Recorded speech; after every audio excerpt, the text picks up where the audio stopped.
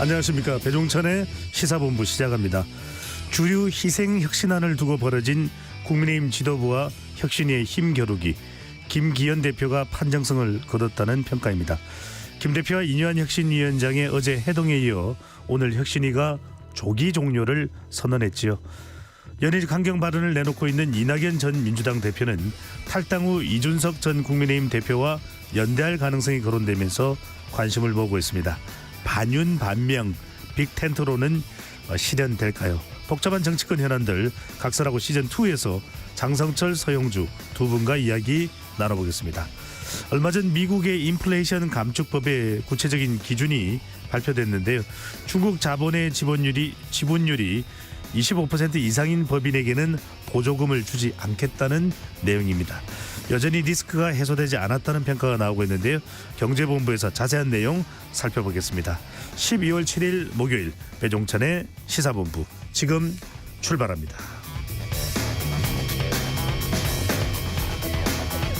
1부 마지막에 듣는 노래 디저트송 신청도 기다립니다. 오늘 듣고 싶은 노래 문자 샵 9730으로 자유롭게 보내주시고요. 짧은 문자 50원, 긴 문자는 100원입니다. 선정되신 분께는 간식 쿠폰 보내드리니까요. 많은 참여 부탁드립니다. KBS 1라디오의 모든 프로그램은 유튜브에서도 함께할 수 있습니다. 구독, 좋아요, 댓글 많이 부탁드립니다.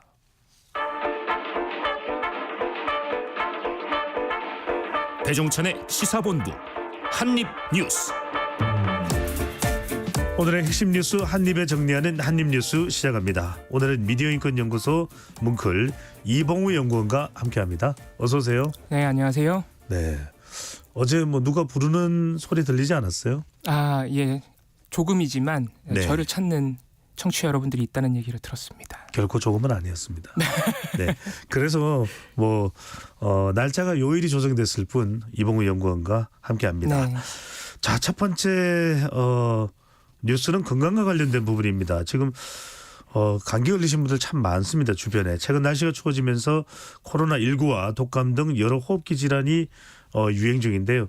여기에 마이코플라스마 폐렴도 빠르게 확산되어서 특히 아이들이 걱정이라고 하는데 어떤 질병, 어떤 감염의 종류일까요? 네, 이 마이코플라스마 폐렴은 급성 호흡기 감염증이고요. 제4급 법정 감염병입니다. 우리나라에서도 이미 3, 4년 주기로 유행을 하고 있었고 주로 영유아가 감염이 되어 왔었는데 이게 가정이나 어린이집 등 집단시설에서 전파되기 때문에 호흡기 증상이 있으면 일단 아이들 같은 경우에는 등원을 자제시키고 집에서 쉬는 것이 좋다고 합니다. 네. 이게 또 법정 감염병이기 때문에 아이들이 등원을 하지 않아도 출석으로 인정이 된다 그래요. 일단 증상을 말씀드리면 감기와 비슷하기는 합니다. 열이 나고 오한, 두통, 콧물, 인후통 같은 증상이 나타나고 하지만 감기는 보통 일주일이면 아이들이어도 낫는 편인데 이 마이코플라스마 같은 경우에는 3, 4주 동안 증상이 이어진다 그래요. 거기다 최근에 더 큰 문제는 코로나 기간을 거치면서 영유아들의 면역력이 많이 떨어져 있는 상태라서 올해 이 마이코플라스마 아이들 환자가 급증하고 있는 상황입니다. 이미 지난달까지 작년 수준의 2배를 넘어서 3,204명이나 환자가 발생한 상황이고요. 특히 9월 이후에 환자가 급증했는데 이 마이코플라스마 폐렴 자체는 흔한 폐렴이지만 최근에 항생제로도 쉽게 치료가 안 되는 상황이 발견되고 있다 그래요. 그게 코로나나 감기와 같은 이미 다른 증상이 있는 상태에서 같이 이 마이코플라스마 폐렴이 오면은 좀 위중증으로 갈 수 있는 가능성도 있고 네. 또 그동안 많이 치료가 반복이 되면서 항생제에 대한 이 세균의 내성이 생겨버렸다. 이렇게 의료계가 판단하고 있는데 특히 또 의료계가 우려하고 있는 게 지금 이미 소아과가 전문의가 상당히 부족합니다.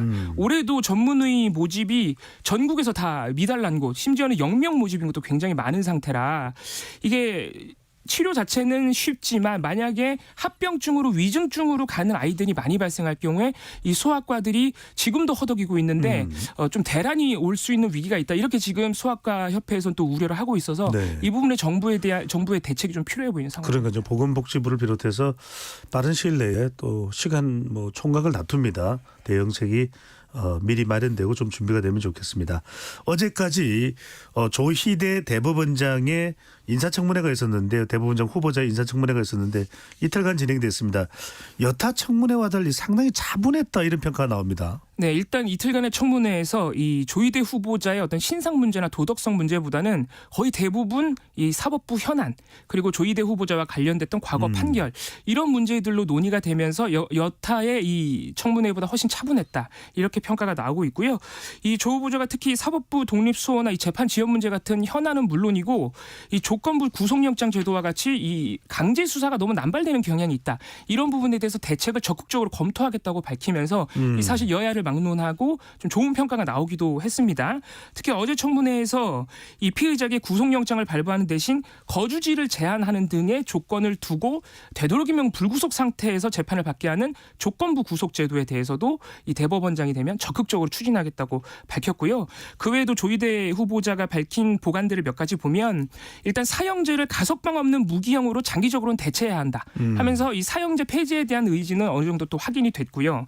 또 국민들에게 법학 전문대학원 로스쿨이죠.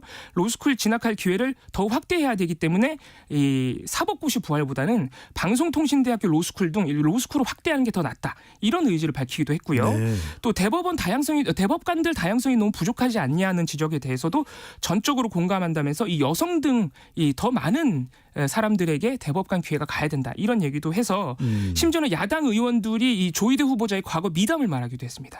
과거 재판에서 이 조희대 후보자가 이 장애인 증인이 나왔는데 네. 피해자였어요. 아. 이 피해자가 사실 장애인이기 때문에 좀 압박이 있는 분위기에서 진술을 제대로 못했는데 조희대 후보자가 아주 따뜻하게 판사인데 따뜻하게 다가가면서 중요한 진술을 이끌어냈다는 겁니다. 이렇게 야당에서도 미담이 나올 정도로 상당히 분위기가 좋았기 때문에 아직은 이 심사 경과 보고서 채택이 안 됐거든요. 네. 오늘 내일 중으로 채택을 해서 내일 본회의에서 이게 통과가 되지 않을까, 임명이 되지 않을까 이렇게 예상이 되고 있습니다. 8일 본회의입니다. 대체로 그래서 임명 동의 가능성을 그렇게 높게 점치고 있는데 몇몇 판결을 두고는 좀 우려가 제기가 되네요. 네, 일단 조희대 후보자가 이미 지명이 됐을 때부터 이 박근혜 전 대통령 뇌물죄를 인정하지 않은 부분이나 이재용 삼성전자 부회장 불법 승계 무죄 이런 부분에 대해서 지적이 나왔었는데 어제 그리고 그저께 있었던 이 청문회에서는 이 성범죄 판결 하나가 좀 논란이 됐어요. 이 2014년에 있었던 대법원 판결인데 이 15살 중학생에게 연예인을 시켜주겠다면서 접근해 성폭행한 뒤 임신 심지어 출산까지 하게 한 연예기획사 대표 이 사건이 있었는데 이 조희대 후보자가 재3고심 주심을 맡아서 무죄를 확정지은 것입니다. 사실 1, 2심에서는 모두 징역형이 나왔었는데 이 대법원 상고심에서 이 피해자가 피고인한테 사랑한다는 내용의 편지를 보낸 게 있었는데 이거를 인정해 준 거예요. 그래서 대법원에서 사랑하는 관계라는 걸 인정해 버린 겁니다.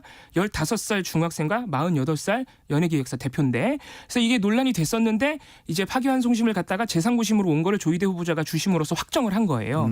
이 부분에 대해서 민주당 전용기 의원이 이거는 너무하지 않느냐 상식적으로 좀 이해할 수 없지 않느냐라고 지적을 했더니 조 후보자는 그 사랑하는 사이를 인정한 판결은 상고심이었고 이제 본인이 주심을 맡은 거는 다시 넘어온 재3고심이었기 때문에 재3고심은 이 기속력 때문에 기속력을 유지해야 된다는 이 법원의 원칙 때문에 판결 자체를 뒤집기는 어려웠다라고 해명을 했고 그래도 이 전용기 의원이 아무리 그래도 재3고심도 전원합의체인데 좀 사회적 영향력을 고려해 줬어야 되지 않겠느냐라고 지적을 하자 조 후보자가 그런 염려도 충분히 일리가 있다. 사법 시스템을 지키지 않으면 시스템이 붕괴되기 때문에 어쩔 수 없는 측면을 이해해달라 이렇게 설명하기도 했습니다. 네.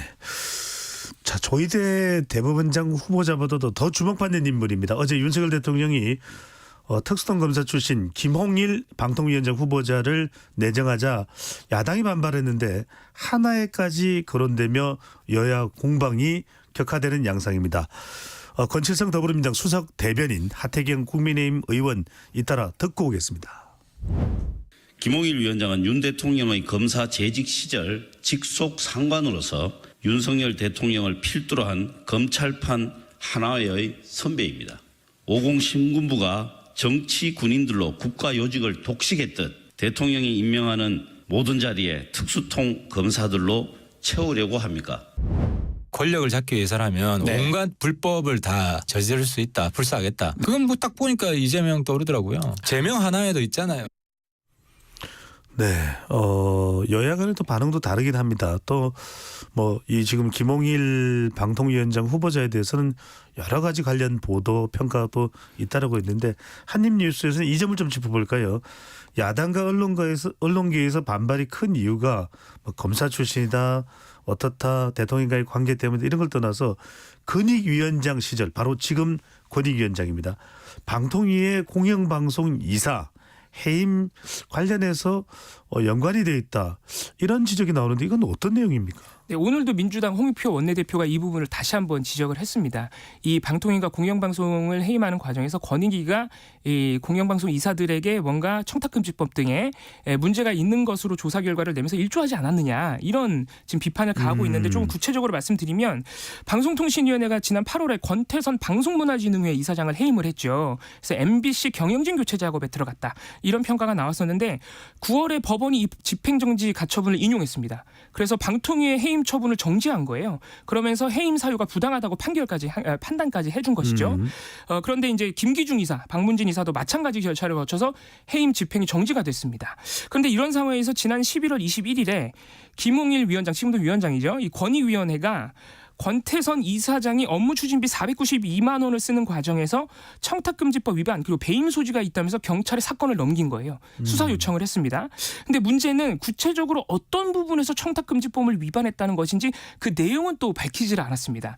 이렇게 되다 보니까 방통위의 해임 사유가 법원에서 거절당해서 해임이 무산이 되자 이제는 권익위까지 나서가지고 이 박문진 그러니까 MBC 경영진 교체에 일조하는 것 아니냐. 그러니까 권익위가 사실상 동원된 것 아니야 이런 지적이 나왔던 것이죠. 왜냐하면 이미 현 정부에서 한상혁 전 방통위원장 그리고 KBS 윤석년 전 이사가 기소됐다는 이유만으로 해임된 적이 있기 때문에 이 권익위를 통해서 경찰 수사가 시작이 되면 방통위가 다시 한번 권태선 이사장을 해임할 수 있다 이런 예상이 나왔던 것입니다. 기소가 될 수가 있고. 예, 그렇습니다. 이거 자체는 권익위가 그냥 조사를 했다 이렇게 볼 수도 있는데 문제는 그 조사를 담당했던 권익위원장이었던 김우길 위원장이 이제는 방통위원장으로 오니까 이 권태선 이사장을 해임할 수 있는 권한이 있는 방통위 자리로 와버리는 거예요. 아하. 조사 담당자가 임명권자로 오는 건 좀 문제가 있지 않느냐. 이 부분이 지금 민주당과 언론계에서 문제의식을 갖고 있는 부분입니다. 관련된 부분에 대해서 인사청문회 또는 인사청문회 이전에 김 후보자가 또 어떻게 해명을 내놓느냐 이 부분도 상당히 중요하겠네요. 네. 네. 자 이번엔 국민의힘으로 가봅니다. 자 오프닝에서도 말씀드렸는데 김기현 국민의힘 대표 이뇨한 혁신위원장이 어제 만났는데 15분밖에 안 만났다 그래요. 자 너무 짧은 만남은 이별을 예고하는 것인가? 아니다. 또 훗날을 기약하는 것이다. 어느 쪽인가요? 조금 이따 말씀드리겠지만 일단 오늘 나온 혁신위 회의 결과를 볼 때는 아름다운 이별에 가까웠다 이렇게 봐야겠습니다. 일단 만남 자체도 지난번 첫 번째 김기현 대표의 만남보다 한 30분가량 짧았어요. 15분 만에 끝나버렸고 이 인 위원장이 회동 후에 이렇게 나왔는데 기자들이 막 질문을 하는데 많은 분들이 보셨겠지만 조금은 어두운 표정으로 말없이 또 빠져나가는 모습 일종의 불쾌감을 표했다 이렇게 봐야겠고요. 무엇보다 대화 내용 자체가 이 김기현 대표 말을 들어보면은 지도부의 혁신 의지는 알겠다. 이제 그 혁신위의 혁신 의지는 알겠고 지도부의 의지를 믿어달라 이렇게 얘기를 하면서 최고위에서 의결할 수 있는 사안이 있고 공관위가 전략적으로 판단해야 될 부분이 있기 때문에 지도부가 수용하지 못하는 점을 이해해달라고 했어요. 이건 정중한 어투긴 하지만 그 희생 권고안을 포함해서 혁신위의 안건들을 지도부는 논의할 수 없다라는 기존 입장을 사실상 재확인한 것이기 때문에 어제 회동에도 불구하고 화해 제스처를 취하긴 했지만 결국 지도부의 입장 자체는 변한 게 없다. 그래서 지도부는 논의하지 않을 것이고 공관위에 넘기겠다. 이게 다시 한번 확인된 셈이어서 인요한 위원장으로서는 더 이상 할 말이 없지 않았나 이렇게도 예상됩니다. 사실상의 이제 조기 종료에 들어간 셈인데요. 오늘 혁신위에 의해서 인요한 위원장의 종료 사실상 선언되는 그런 발언이 있었습니다. 그 발언 먼저 듣고 오겠습니다. 근데 마무리 단계에 들어간 것은 사실입니다. 오늘 이걸로 모든 공식적인 일정을 마치고 월요일 날 혁신안의 마지막 안을 올리고 백서를 만들고 끝내도록 하겠습니다. 사실 마무리 선언을 했네요. 일각에서는 뭐 성과의 의미를 찾기는 하고 있지만 또 일각에서는 별다른 성과가 없었던 것 아니냐. 이런 또 평가도 나오고 어떻게 봐야 될까요? 네, 일단 인요한 위원장 방금 말씀드렸지만 활동 종료를 선언하면서 물론 백서 작업이 남아있긴 하지만 2주가량은 조기 해산을 하게 됐습니다. 이게 그동안의 우려가 확인이 됐고 또 인요한 위원장의 다른 발언을 오늘 들어보면은 우리는 50% 성공했다. 50%는 당에 맡기겠다라는 얘기도 했고 또 김기현 대표를 향해서 혁신위원장을 맡는 기회를 주고 정치가 얼마나 험난하고 어려운지 알아볼 기회를 줘서 고맙다 이런 얘기도 했어요. 그러니까 이게 어떻게 보면 고맙다고는 하지만 김기현 대표를 향해서 어느 정도는 뼈 있는 한마디를 남기기도 해서 이 혁신위원회가 굉장히 화제 속에 기대를 모아서 출범을 했는데 결국에는 물론 6개의 혁신안을 냈고 11일에 보고도 하게 되어 있지만 중진과 친윤 의원들의 불출마 또는 험지 출마 이 권고 이 안건으로 인한 당 지도부 그리고 중진 의원들의 반발 갈등을 극복하지 못했다. 결국에는 혁신위가 가장 중요한 부분에 있어서 물론 공천에 있어서의 어떤 청년 확대라든가 다른 기준들도 제시를 했지만 물갈이라는 부분에서 혁신위가 결국에는 당의 기득권층을 넘지 못했다. 결국에는 조기 해산까지 이르렀다. 이런 지적을 피하지 못하게 됐는데 이 부분은 사실 전권을 주겠다고 했던 김기현 대표에게도 또 책임을 좀 피하기 어려운 부분도 있거든요. 이 부분을 또 김기현 지도부가 어떻게 극복해 나가느냐 주목해 봐야겠습니다. 네. 자, 국민의힘 내년 총선에서 가장 또 주목을 받는 인물 하면은 한동훈 장관입니다.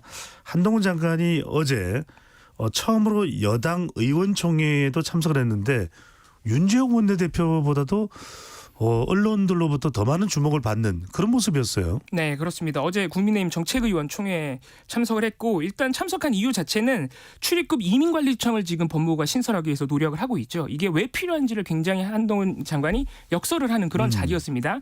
이제 왜냐하면 이런 새로운 부처를 만들려면 당연히 국회의 협조가 필요하기 때문에 일단 여당에게 먼저 설명을 했다고 볼 수도 있는 부분이죠. 그래서 한동훈 장관이 이민 정책은 결국은 인구 재앙을 우리가 피하기 위한 방법 중에 하나다. 그래서 출산율 재고 정책도 필요하지만 결국에는 이 외국인들을 잘 많이 도입하는 게 결국엔 필요하다 이렇게 얘기를 했고 근데 최근에 사실 우리 정부가 외국인 노동자 너무 많이 도입한다고 하면서 기본적인 어떤 권리 보장이나 상담 서비스 같은 거는 예산을 삭감하고 있지 않느냐 이런 부분에 지적이 나오고 있는데 한입뉴스에서 소개를 해드렸었습니다. 그렇습니다. 네. 이 부분에 대해서도 한동훈 장관이 무조건 외국인을 많이 받자는 게 아니라 필요한 외국인을 정부가 잘 정교히 판단해서 예측 가능성 있게 받아들이자는 것이다. 이렇게 또 설명을 하기도 했는데 말씀하신 대로 기자들 질문이 쏟아진 부분은 어제 처음으로 여당의 의총에 참석을 했기 때문에 네. 사실상 총선 신고식 아니냐 여당에 대한 신고식을 한 것 아니냐 이런 질문이 나왔어요. 그리고 네. 이제 한동훈 장관 조금 있으면 개각 통해서 또 교체되는 거 아닙니까 이런 질문도 나왔는데 한동훈 장관은 일단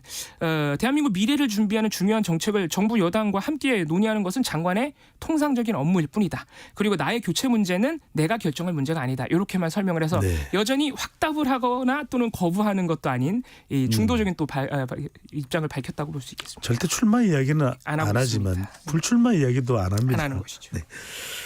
자, 지난해 대선 당시 김만배 인터뷰를 보도한 언론사들이 검찰의 수사를 받고 있는 가운데 처음으로 보도했던 뉴스타파의 김용진 대표가 압수수색을 받았는데 상당히 반발도 있고 어떤 관련 사안이 있는지 좀 짚어볼 필요가 있을 것 같습니다.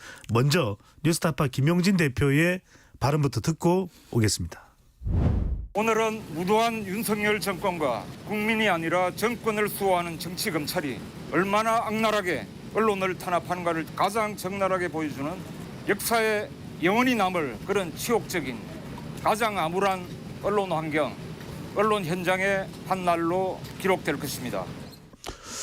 압수수색을 또 당한 상황이니까 상당히 강력하게 반발하는 뉴스타파 김용진 대표의 발언인데 어떤 지금 사안으로 검찰은 압수수색을 단행하게 된 건가요? 일단 사실 그동안 9월 14일에 처음으로 뉴스타파 사무실을 검찰이 압수수색했고요.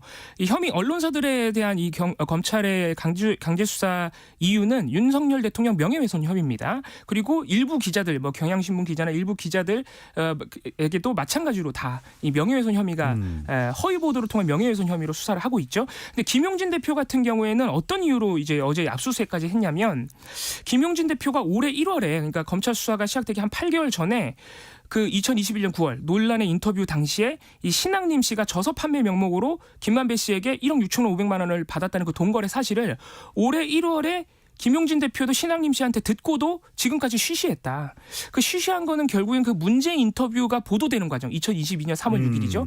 보도되는 과정에서 결국엔 김용진 대표도 뭔가 다른 의도를 갖고 개입한 거 아니냐. 만약에 그렇지 않고서야 돈거래 사실 1월에 알았으면은 좀 공표를 한다든가 그런 과정이 있어야 되지 않겠느냐. 이렇게 의심을 하고 있는 것이고요.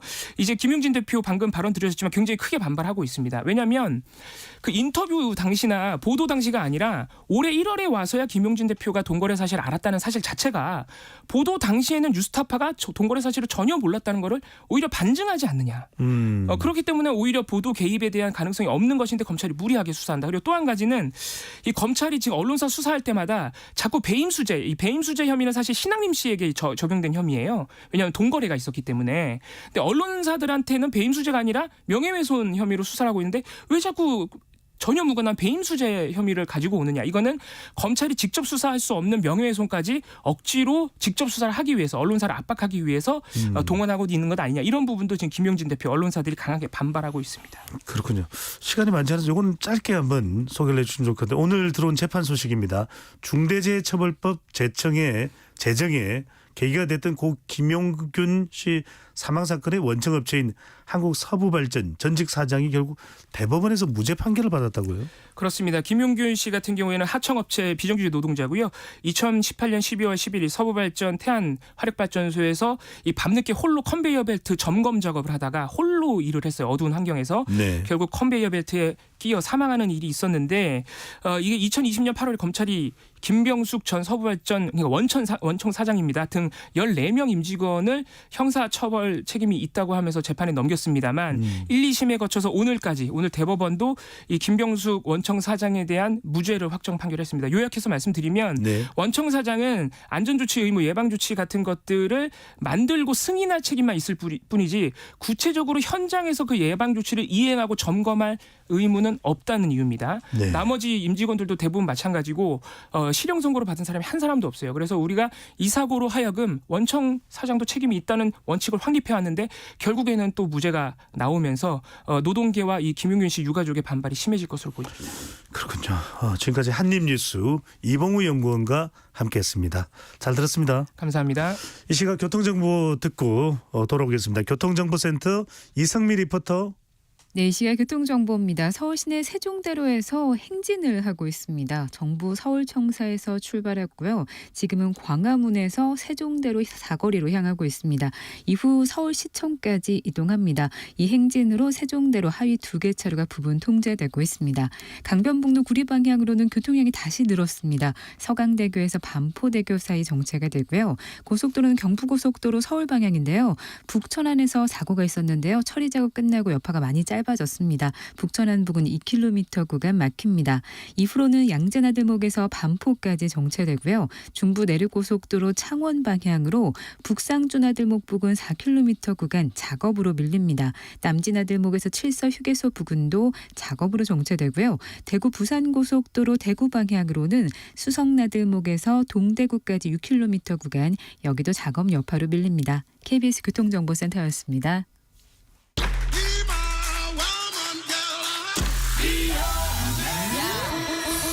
인터넷에서 화제가 된 뉴스를 다뤄보는 스트레인 뉴스 파이터 시간입니다. 오늘은 조현정 시사평론가와 함께합니다. 어서 오십시오. 네, 안녕하세요. 네, 우리 사회도 참 많은 이슈가 있고 특히 정치 이슈 외에 사회 이슈를 더 관심 있어 하는 분들은 우리 스트레인 뉴스 파이터 시간 상당히 또 기다리신다고 하네요. 자, 첫 번째 주제입니다. 정부가 필수 의료 혁신 방안을 추진 중인데 대한의사협회가 크게 또 반발하고 있는 상황입니다. 그런 가운데 의협의 연구원장이 아이 엄마들을 겨냥해 막말을 했다고 해서 논란이 되고 있는데 어떤 내용입니까? 이 오봉식 대한의사협회 의료정책연구원장인데요. 그 소아과 오픈런이나 응급실 뺑뺑이 현상을 두고 지금 뭐 정부가 정책을 짜고 있고 그렇잖아요. 근데 의협이 여기에 반발을 하면서 거기에 좀 정부가 잘못된 진단을 내렸다라는 취지로 정부 정책의 비판을 내놓은 글입니다. 네. 그런데 여기서 문제가 되는 대목들이 좀 있어요. 소아과 오픈런은 젊은 엄마들이 일찍 진료를 마치고 친구들과 브런치 타임을 즐기기 위해 오픈 때만 몰려드는 거라서 오픈 때만 런이고 낮에는 스톱이다. 젊은 엄마들이 조금이라도 진료가 마음에 안 들면 맘카페 등의 악의적 소문을 퍼뜨려서 문을 닫는 경우도 많다. 이런 내용입니다. 어떻게 들으셨을까요? 이게 그럴까 하고 고개가 갸우뚱거려지네요. 네. 일단 뭐 지금 문제가 되는 대목은 이 문장 자체가 그런데 일부라고 뭐 단서를 단다고 해도 납득하기 어려운 게 유독 이게 젊은 엄마라는 단어가 많이 등장을 하고 친구들과 브런치라든가 맘카페 이런 현상이 좀 굉장히 이게 오해를 불러일으킬 수 있다. 이런 거죠. 네. 그리고 그도 그럴 게 이제 보통 아이가 아파서 아침부터 오픈런을 하는 경우에는 밤새 애가 아파가지고 달려온 경우가 많거든요. 그래서 그런 엄마가 어디 있겠느냐 이런 반응인데 격렬한 그런 의견들이 오가고 있습니다. 애 키운 지 오래돼서 잊은 거냐, 아내가 다 키워서 아예 모르시는 거냐 이런 댓글도 있고요. 밤새 해열제 먹이고 미온수 마사지 하다가 퀭한 눈으로 병원 열자마자 줄 서서 진료 보는 수많은 엄마들을 상처 입혔다. 이런 반응들이 대다수고요. 그리고 이게 학교 가야 되는 경우에는 아침부터 확인서 떼서 선생님들한테 드려야 되거든요. 네. 그런 뭐 상황들이 있는데 아이를 키워보신 분이가 아이를 키워보지 않더라도 주변 얘기를 들어보면 누구나 또 알만한 내용들이기도 한데요. 네, 그렇죠. 그래서 참 이 발언이 상당히 아쉽고 좀 답답합니다. 그리고 또 응급실 뺑뺑이에 대해서는 전문성 없는 소방대원이 응급 환자를 대형 병원에만 보낸 탓이다. 이렇게 얘기를 해서 뭐 구급대원들이 반박을 하고도 있고요. 또 덧붙여서 뭐 의사들의 소득에 대해서도 얘기를 하면서 이건 가진 자를 증오하는 그런 거다. 의사 때리기다. 뭐 이런 거죠. 그런데 이게 저는 말씀드리고 싶은 게 가진 자에 대한 증오다라고 연구원장님께서 이렇게 얘기를 할 수 있다면 아이가 아파서 병원 찾아다니는 엄마들에 대해서 그렇게 쉽게 또 낙인을 찍으실 수 있었을까 좀 되묻고 싶습니다. 저도 대한민국 대표적인 또 단체라면 대한의사협회가 좀 더 정확한 현장의 이 상황이 어떻게 되는지를 파악을 할 필요가 우선 돼야 되겠네요. 자, 두 번째 주제입니다. 이런 일도 있었습니다. 5년 전에 전역한 부사관에게 국방부가 연락을 했습니다. 휴가를 규정보다 많이 갔으니 현금으로 물어내라. 네. 5년이 지난뒤에 이런 통보가 왔군요. 까마득하다고 느낄 텐데 갑자기 전화 받아서 그런 얘기가 들려온 거죠. 네. 온라인 커뮤니티에 이 올라온 글인데요. 행정보급관이 갑자기 전화를 해서 뭐 그 넘겨서 간 규정보다 많이 간 휴가가 7일이니까 70만 원 정도 될 것 같다. 그거를 내라. 이렇게 한 거예요. 그래서 이 글쓴이가 전역한 지 5년이 넘었는데 무슨 말이냐라고 했더니 20년 전 전역한 간부들도 해당되니까 내야 된다. 라는 답이 돌아왔다는 겁니다. 네. 글쓴이의 주장은 당연히 뭐 실무자 인사과 그 지휘관 승인을 다 받은 정상적 휴가였다라는 겁니다. 근데 실제로 이런 지휘관 승인을 받지 않으면 군대에서 못 나오지 않나요? 그렇죠. 탈영이죠. 네. 그런데 이제 관계자는 또 데이터상 기록이 안 돼 있고 우리가 처리할 문제가 아니다. 이렇게만 답을 했다고 합니다. 그래서 상식적으로 좀 이해가 안 됐는데 애초에 이게 군 시스템 오류로 휴가 일수가 잘못 집계가 됐고 뭔가 막 오락가락 몰랐던 거고 그리고 사실 만약에 그렇다고 해도 법적으로 현금을 환수할 근거도 없었던 것으로 드러났습니다.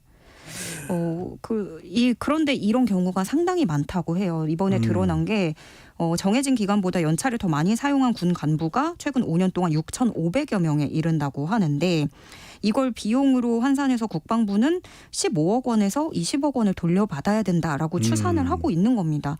이게 뭐 표면적으로 금액으로 이렇게 우리가 쉽게 말을 하는 거지 국방 전력에도 손실을 낸 거잖아요. 그래서 결국에는 이렇게 오류를 지속적으로 발생시키고 있는 군 내부 전산망부터 개선해야 된다라는 비판이 제기됩니다. 그것도 뭐 제대한 지 한두 달 안에도 아니고 네.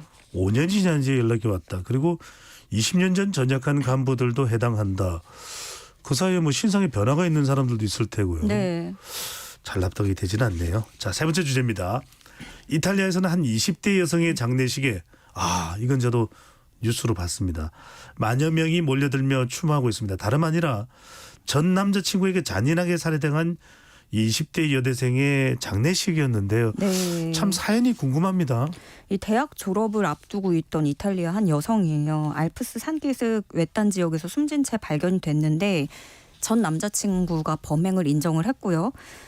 이유가 학과 동기였는데 그 여자친구가 자기보다 먼저 졸업한다는 사실에 분개해서 살해했다라고 밝힌 것으로 알려졌습니다. 네? 무슨 너무 사랑해서 너무 싸워서도 아니고 여자친구가 먼저 졸업했다고요? 뭐가 됐든 간에 뭐 어떤 걸 갖다 붙여도 안 되겠지만 이 장례식이 이탈리아에서 굉장히 많은 국민들이 추모를 하고 이탈리아 법무부 장관이나 뭐 주지사 등이 참석해서 운구 행렬에 동참을 했고요. 네. 주 차원에서 애도의 날을 선포하고 전국 대학들이 장례식 끝날 때까지 모든 수업을 중단했습니다. 그리고 이 장례식이 TV로도 생중계되고 뭐 야외 스크린 통해서 장례식을 지켜보는 분들도 있었고요. 그리고 그 페미사이드를 추방하자는 의미로 빨간색 리본을 국민들이 옷깃에 달고 또 여성 폭력에 더는 침묵하지 않겠다라는 의사 표현으로 종과 열쇠를 흔들기도 했습니다. 그래서 이 사건이 굉장히 이탈리아에서 어떤 전국적인 움직임을 만들어낸 건데 우리도 기시감이 들지 않나요? 네. 그러네요. 강남역인가요? 네, 그때 참 추모의 발길이 이어졌는데 물론 그 사건은 일면식이 없는 관계였다는 게 또 큰 차이가 있겠지만 그 후로도 수많은 스토킹 범죄, 리벤지 범죄가 일어나고 있지만 네. 더 많은 혐오만이 서로를 핥히고 있는 그런 상태인 것 같습니다. 네, 절대 이런 일이 있어서는 안 되고요. 더 많이 사랑하고 더 많이 아껴줘도 시간이 없는 그렇습니다. 네. 자, 마지막 주제 간단하게 한번 짚어볼까요? 온라인에서는 최근 이런 논쟁을 심심찮게 볼 수 있는데요. 이른바 베란다 파티 논쟁입니다. 아파트 베란다에서 삼겹살 등을 구우며 고기 파티를 하는 게 괜찮냐는 건데 괜찮지 않을까 생각할 수도 있을 것 같은데요. 이게 근데요 생각보다 의견이 되게 극과 극으로 엇갈리고 있어요. 냄새도 나고 연기도 나고. 왜냐하면 그럼 윗집은 창문도 못 열고 빨래 널었는데 빨래 냄새 다 배면 이거 어떡하냐. 너무 곤란하다. 그 정도 배려는 해줘야 되는 거 아니냐. 이런 의견이 있고요. 예. 아니 본인 집에서 고기도 못 구워 먹냐. 부엌에서 굽나. 베란다에서 굽나. 똑같은 거 아니냐. 이런 거예요. 근데 요즘에 이제 혼술도 많이들 하시고 네. 아니면 뭐 다 같이 모이는 걸 좋아하시는 분들은 홈파티도 많이 하시기 때문에 이렇게 베란다에서 고기 굽고 온치를 즐기는 분들이 많고 이런 모습이 텔레비전 장면에서도 연예인들이 그렇게 하는 것도 네. 많이 나와서 뭔가 유행처럼 나오고 있거든요. 이런 건 어떨까요? 빨래를 빨리 개어놓고 윗집 아랫집 모여서 다 같이 삼겹살을 먹는 겁니다. 그렇게 도모해보는 거. 네. 네. 어쨌든 이 현행법상 가정집에서 고기 굽는 행위를 뭐 강제적으로 금지를 할 수는 없습니다. 근데 소장님이 말씀하신 것처럼 이제 연말이잖아요. 소소하게나마 좀 맛있는 거 그냥 작게라도 저렴한 거라도 소소하게나마 이제 여유를 즐길 수 있는 연말이 됐으면 좋겠습니다. 알겠습니다. 오늘 말씀 여기까지 듣겠습니다. 조현정 시사평론가와 함께했습니다. 잘 들었습니다. 네, 고맙습니다. 오늘의 디저트송입니다. 3604님, 경제도 어렵고 연말 분위기도 안 나지만 크리스마스도 새해도 어김없이 오겠죠. 꼭 옵니다. 디저트송 신청합니다. 앤디 윌리엄스의 It's the most wonderful time of the year. 자, 크리스마스가 오고 있는데요. 모바일 간식 쿠폰 보내드리고 저는 2부로 돌아오겠습니다.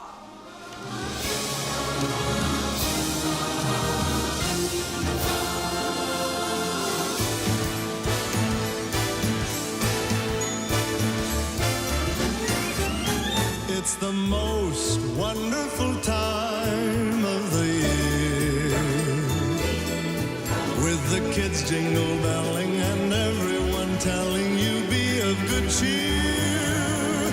It's the most wonderful time of the year. It's the happiest season of all, with those holiday greetings and gay happy meetings when friends come to call. It's the happiest season of all. There'll be parties for hosting, marshmallows for toasting, and caroling out in the snow. There'll be scary ghost stories and tales of the glories of Christmases long, long ago. It's the most wonderful time of the year. There'll be much mistletoeing and hearts will be glowing when loved ones are near. It's the most wonderful time of the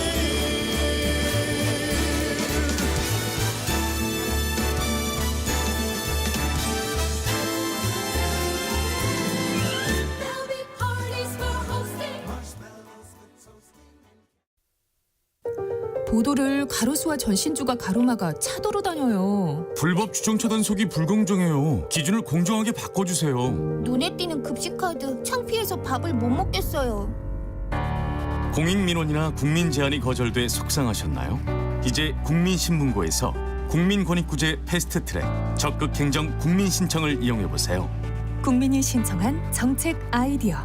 국민 눈높이에서 국민과 함께 바꿔나가는 적극 행정 국민신청. 국민의 든든한 것이 되겠습니다. 이 캠페인은 국민권익위원회가 함께합니다.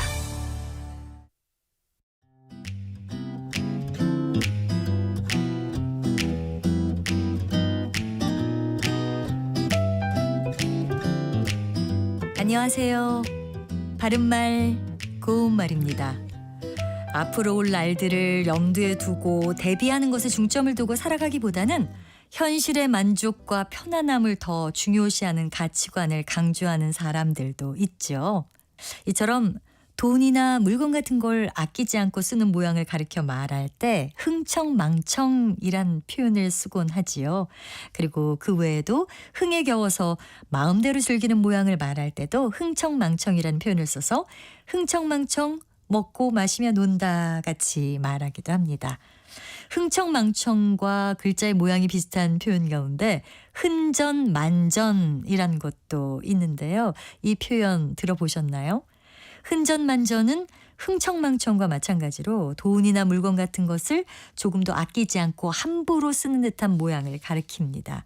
또 감나무에 빨간 감이 흔전만전 열려 있다라고 할 때는 감이 매우 넉넉하고 흔한 모양을 뜻합니다.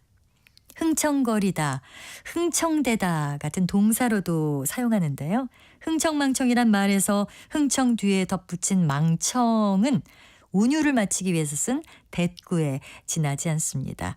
흔전만전 역시 흔전 뒤에 쓴 만전은 별뜻 없이 운율을 맞추기 위해서 붙인 것이라고 볼 수 있습니다. 참고로 흔전거리다와 흔전대다는 생활이 넉넉하여 아쉬움 없이 돈을 잘 쓰며 지내다란 뜻의 고유어 동사입니다. 바른말 고운말 아나운서 변희영이었습니다.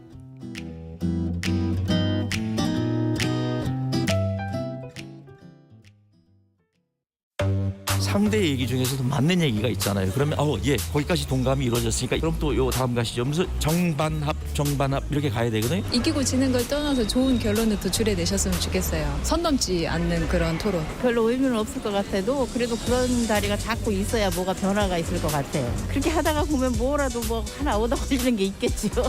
시민논객 여러분을 기다립니다. 평일 저녁 7시 20분 KBS 열린 토론.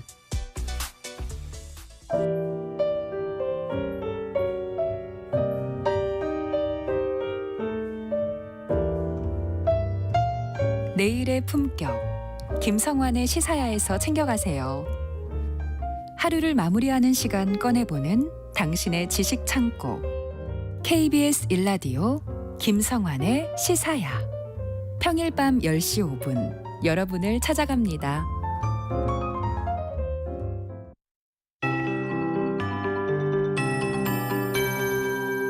KBS 58분 날씨. 중부지방은 아침 기온이 영하권인 곳도 덜어 있었습니다. 약하긴 했지만 반짝 추위가 지났습니다. 당분간 기온이 올라 포근하겠습니다. 오늘 낮 기온은 서울 11도, 강릉 12도, 대전, 전주, 대구 13도 등 남부지방은 거의 10도를 넘겠고요. 어제에 비해서 대부분 3, 4도 정도 기온이 올라 낮 동안 포근하겠습니다. 이렇게 오후부터는 찬 공기가 동쪽으로 빠져나가면서 남서풍이 유입되겠습니다. 내일은 기온이 더 올라 서울이 15도를 넘겠습니다. 서울 16도 등 14도에서 20도 분포, 아침 기온도 크게 올라서 서울 7도 등 영하 3도에서 영상 11도 분포를 예상하고 있습니다. 오늘 전국이 맑겠습니다. 강원도에는 오후부터 가끔 구름이 많이 끼겠습니다. 현재 강원 영동과 경북 동해안의 바람이 강합니다. 경북 산지까지 바람이 매우 강할 것으로 보이니까 시설물 관리 잘 해주셔야겠고요. 건조특보 해당 지역과 많이 겹칩니다. 현재 강원 남부 산지와 강원 동해안, 경상권 해안 안에는 대기가 매우 건조하니까 화재 예방에도 신경 쓰셔야겠습니다. 오늘까지 대부분 해상의 물결이 높겠고 특히 동해먼 바다에는 내일까지 최대 5m 안팎의 거센 파도가 일겠습니다. 또한 오늘까지 동해안에는 너울성 파도가 높을 걸로 보여집니다. 지금 서울의 기온은 7.1도입니다. 강혜종입니다.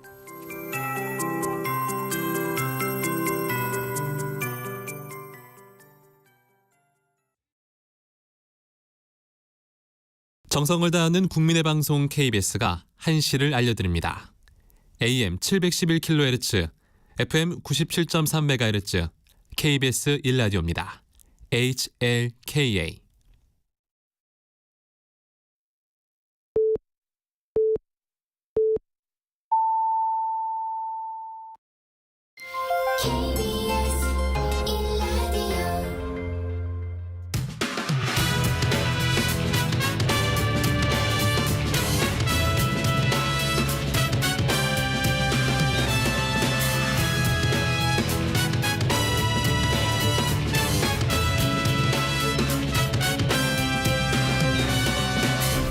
KBS 1라디오 배종찬의 시사본부.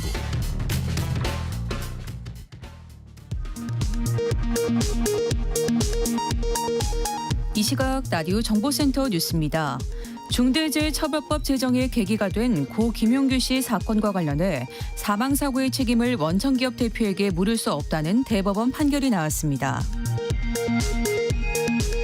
윤석열 대통령의 부인 김건희 여사가 자신과의 통화 내용을 공개한 인터넷 언론사 관계자들을 상대로 낸 소송의 2심에서 1심과 같이 1,000만 원을 배상하라는 판결이 나왔습니다.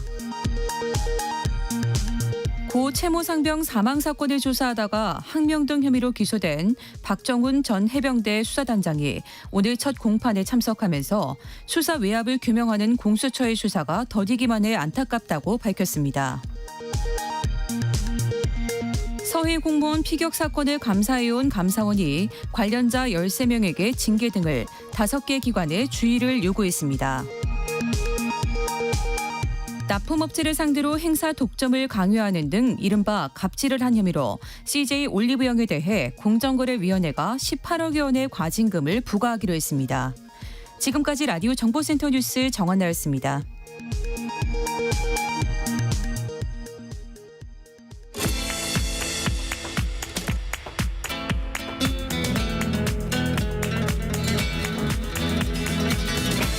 정치권의 허심탄회한 속내를 들어보는 시간, 각설하고 시즌2. 장성철 공론센터 소장, 서용주 더불어민주당 상근 부대변인 두 분과 함께합니다. 어서 오십시오. 네, 안녕하십니까. 안녕하세요. 날씨가 그래도 좀 많이 풀렸죠? 네, 내일까지는 아주 좋을 것 같습니다. 네. 대설인데. 옷차림이 거의 목감기가 있으신가요? 아닙니다. 네. 오랜만에 배 소장님 뵈가지고 목이 메어서 그렇습니다. 감격스러워서. 자, 국민의힘 김기현 대표와 이뉴한 혁신위원장이 어제 짧게 만났습니다. 자, 인 위원장 쪽에서는 김기현 대표의 희생, 혁신 의지를 확인했다고 했는데 아주 짧은 시간이었고요. 결과적으로는 혁신위원회는 이제 조기 종료 수순으로 들어갔습니다. 두 분께 먼저 어떻게 평가하는지 짧게 한마디로 인유한 국민의힘 혁신위에 대한 평가를 해주신다면 장 소장님. 그럴 줄 알았다. 그럴 줄 알았다. 그러니까 처음에 출범할 때부터 저 계속 그랬어요. 혁신 못할 것 같다. 속빈강정 같다. 네. 그런 것이 결국에는 또 들어맞아서 참 저도 죄송스럽게 생각하네요. 네. 성주 부대변인 네. 짧게 먼저 말씀 주시면. 그러니까 살이 되고 싶었던 혁신이가 반창고를 확인하고 떠났다. 네. 반창고였어요. 살이 되고 싶었던 혁신이가 네. 반창고가 되고 떠났다. 네. 반창고임을 인정하고 떠난 거죠. 애초부터 네. 혁신이는 김기현 2기 지도부를 지탱해주기 위한 그 상처를 덮어준 반창고 수준이었어요. 근데 자꾸 이뉴한 위원장이 내가 살이다, 피다 하면서 자꾸 간섭하다 보니까 결국에는 17분 만나고 잘 가세요 한 거 아니에요? 자, 여기서 궁금한 거는 장 소장님께 그렇다면은 이뉴한 혁신위원장으로서 상당히 뿔이 날 수밖에 없었을 텐데 아 정말 이건 아무리 해봐도 안 되고 정말 화가 난다. 그런데 그렇지 않고 인 위원장은 50% 성공했다. 그리고 뭐 여러 가지로 이렇게 성토하는 분위기보다는 뭐 일단락해서 마무리하는 그런 수순으로 가는데 인현 위원장이 반발하지 않고 또 이렇게 조용히 마무리를 하는 수순으로 가는 이유는 뭘까요? 힘의 우위를 확인한 것이 아니냐라는 좀 생각이 들어요. 네. 그러니까 내가 해봤자 소용이 없겠구나라는 좀 생각도 들었던 것 같고 이분이 정치를 안 하지는 않을 것 같아요. 정치에 대한 꿈이 있어서 내가 여기서 더 이상 감정을 상하게 하면 정치도 못할 수 있을 것 같다. 그런 생각도 들었던 것 같고 혁신위원들 중에서 정치를 해야 될 사람들 있잖아요. 김경진 위원, 오신환 위원, 박성중 위원. 이런 분들은 김기현 당대표 체제를 흔들게 되면은 내년 총선 공천 자체가 위험해질 수가 있어요. 그러니까 그분들도 좀 인유한 위원장님 좀 톤 다운 좀 하세요. 너무 저렇게 몰아붙이면 안 돼요. 그런 식으로 좀 자제시킨 것도 같다라는 좀 생각이 들고요. 어쨌든 한계, 벽을 많이 느낀 것 같습니다. 뭐 그동안 많이 뭐 대통령의 뜻이다라고도 얘기를 했고 기대하고 있다라고 얘기를 했지만 중진 의원들의 희생과 불출마, 뭐 험지 출마 이런 것들은 이끌어내지 못했잖아요. 자괴감 때문에 이러한 말씀을 하신 것이 아닌가 그런 생각도 들어요. 네. 그러니까 현실 정치의 벽에 대해서 이번에 절실하게 깨달았던 것 같아요. 그래서 인유한 혁신위를 출범시킨 것은 김기현 대표입니다. 네. 그런데 인유한 혁신위원회가 과연 성공했느냐 물어보면 또 고개를 갸우뚱거릴 텐데 그러면 김기현 대표의 실패라고 봐야 됩니까? 오히려 그런데 김기현 대표 체제는 계속 지속되고 있어요. 그러니까 이게 애시당초부터 혁신위가 시작할 때 김기현 대표 머릿속에는 강서구 제복을 참패 이 큰 상처를 덮어줄 반창고가 필요했다니까요. 근데 이 반창고를 덮어놨는데 자꾸 이 반창고가 내가 살이야 이러면서 주장하니까 김기현 대표는 얼마나 지금 어이가 없었겠어요. 그러니까 이제 그냥 버티다가 이거 아닌데 적당히 있다가 상처 아물면 떼서 이제 버려야 되는데 자꾸 나하고 같이 가려고 그러네 이런 거거든요. 근데 그러면서 이제 좀 정치력을 발휘한 것 같고 인현 혁신위원장도 한계를 느낀 것 같아요. 솔직히 진흙탕 정치판에 들어와서 연꽃 한번 피워보겠다고 좀 여러 가지 뭐 국민적 눈높이에 맞는 혁신안을 던졌는데 네. 그게 뜻대로 되겠습니까? 김기현 대표는 태생적으로 윤석열 대통령이 저기 밑에 있었던 대표를 끌어다가 당대표를 만들어놨잖아요. 왜 만들었겠어요? 총선 때 써먹으려고 만든 거예요. 본인이 개입을 해야죠. 본인 사람들 공천 줘야죠. 그럼 말 잡는 대표 필요하지 않겠습니까? 그러니까 혁신위에서 김기현 대표를 흔들어서 내쫓으면 총선 때 공천 자기 마음대로 할 수 없잖아요. 저는 그런 복선들을 저는 인유한 혁신위원장이 일궜다 그래 보입니다. 서영주 부대변인이 보기에는 윤심은 여전히 김기현 대표에게 실려 있다. 그러니까 윤심 실린 게 아니라 그냥 출장소 소장으로서 다루기가 좋잖아요. 여기서 뭐 비대위원장이나 새로운 인물이 왔을 때 윤석열 대통령이 그동안 합을 맞췄던 분이 아니라면 용산 대통령실에 사람들 공천하는데 원하는데 못 꼽거든요. 아니 진짜 야당 패널이 그렇게 집권여당 당대표의 리더십과 권위에 대해서 폄하하는 발언을 해도 괜찮습니까? 저는 출장소라뇨. 아니 폐마가 아니라 출장소처럼 그렇게 굴었기 때문에 이제 얘기를 하는 것이고요. 저희 봐서는 합리적인 추론입니다. 그러니까 최근에 이제 분위기나 흐름을 보면은 용산으로부터 지금 당이 주도권을 조금 가져가는 것이 아니냐라는 좀 생각이 들어요. 그래서 내년 총선 공천과 관련해서도 공관위 위원장과 공관위 위원들 임명에 있어서도 용산의 입김보다는 당의 입김이 훨씬 더 중요하게 선택을 받을 것 같다라는 좀 생각도 들고 용산이 김기현 당대표를 좀 빼려고 했었던 거는 맞는 것 같아요. 그래서 비대위로 가려고 했었던 건 맞는 것 같은데 그런 움직임은 있었다. 충분히 뭐 여러 흔적이 있었죠. 그런데 김기현 당대표가 방어를 잘한 것 같아요. 어떤 식으로요? 그러니까 김석기 최고위원 딱 임명하면서 선출직 최고위원 4명이 사퇴해야 김기현 지도체제가 무너지는데 이제 그게 안 돼요. 그러니까 딱 최고위원들을 잡아놓으니까 용산에서 김기현 체제를 흔들거나 아니면은 공천에 있어서 영향력을 끼치는데 많은 앞으로 한계에 부딪힐 것 같다라는 생각이 들고 정치적인 상황도 좀 김기현 당대표나 윤재욱 원내대표의 눈치를 용산이 좀 봐야 할 시점도 된 것 같아요. 무슨 말이냐면 이제 예산안 처리해야 될 거 아니에요. 법안 처리해야 될 거 아니에요. 그리고 이제 20일, 28일 본회의가 예정되어 있는데 28일 날에는 민주당이 김건희 여사 특검을 본회의에서 통과시키려고 할 거란 말이에요. 그때 만약에 야당 표보다 더 많은 찬성표가 나와서 김건희 여사 특검안이 통과가 된다면 용산으로서는 어마어마한 충격을 받을 수밖에 없거든요. 그래서 그러한 의원들 단속도 좀 해달라라고 해서 이제 그저께인가요? 뭐 대통령과 네. 여당 지도부가 오찬까지 좀 했잖아요. 힘을 더 실어주는 모습이 실어주는 모습이 게다가 대통령의 부산 방문에 김기현 대표가 동행을 했어요. 그렇죠. 그래서 당분간은 아니면 내년 총선 때까지 김기현 당대표가 당대표로서 지위를 계속 유지할 수 있을 것 같다. 그런 생각이 듭니다. 비대위는 나올 가능성이 높진 않다. 네. 시점도 타임테이블도 좀 불가능해 보여요. 맞아요. 그러니까 이제 부산까지 이렇게 같이 간 거를 보면 지금 보면은 지금 윤석열 정부의 장관들 소 안 키우고 지금 다 나와서 총선 출마하잖아요. 그럼 다 지역들을 하마평에 온단 말입니다. 근데 그분들이 나가고 싶어서 나가는 게 아니에요. 대통령실은 공천 권한이 없어요. 당이 가지고 있잖아요. 그러면 김기현 대표가 협조를 해주지 않으면 이 장관들을 살릴 수 있는 지역구를 안 줄 수도 있는 겁니다. 아니 항명하면 어떡할 거예요. 왜냐하면 시스템이 돌아가기 때문에 결국엔 공천권은 당대표가 가지고 있어요. 저는 그런 부분들을 긴밀하게 하느라고 불러서 만나고 부산도 데려가고 지금 그런 작업들이 이루어지고 있고요. 저는 이뇨한 혁신위원장도 그런 부분들을 좀 들었던 것 같아요. 근데 이뇨한 위원장이 스스로 좀 실수한 부분들이 있잖아요. 어떤 부분일까요? 저 공관위원장 시켜주세요. 그런 것도 실수였고 네. 이준석 대표 부모님한테 교육 잘못 받은 것 같아요. 이런 설화도 휩싸였고 스스로 자신의 권위와 리더십을 깎아먹었다.